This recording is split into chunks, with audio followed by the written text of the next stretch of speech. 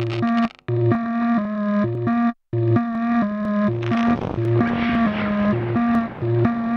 one of our outings exploring Singapore, we were taken down into one of the MRT stations that's under construction.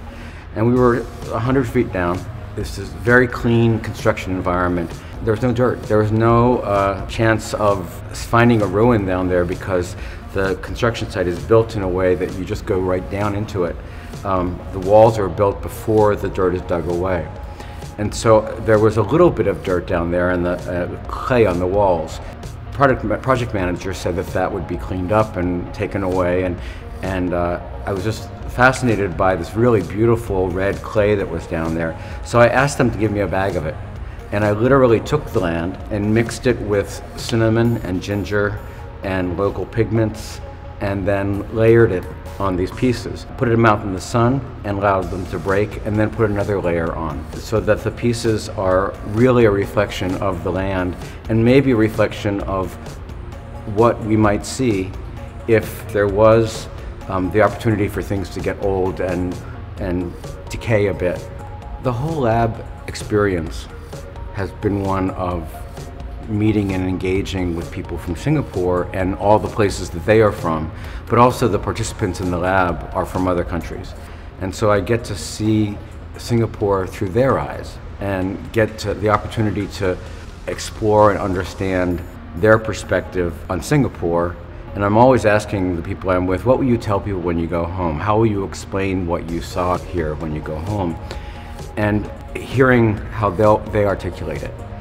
Actually, I work with like a video art and a person mapping and animation, but I want to experiment something in here too. I interesting about the culture in Singapore because in Singapore have a lot of culture combined. In Thailand we have a lot of land, and we have a more place. Singapore is very small country, so I think about land a lot. I try to understand about land because land in Thailand is not important. But in Singapore it's important. I want to create a land for everyone, like the land in your dream, in my dream, like a utopia. First I create a template, and I put some example template into the space, and then the audience can come and create more land, or you can take the land back to your home.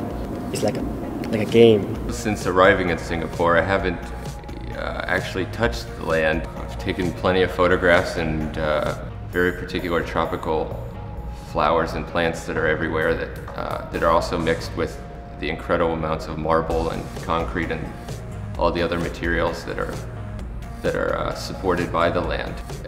After a while, your imagination turns these buildings into mountains and peaks, and they have all the valleys in between and floors and elevators.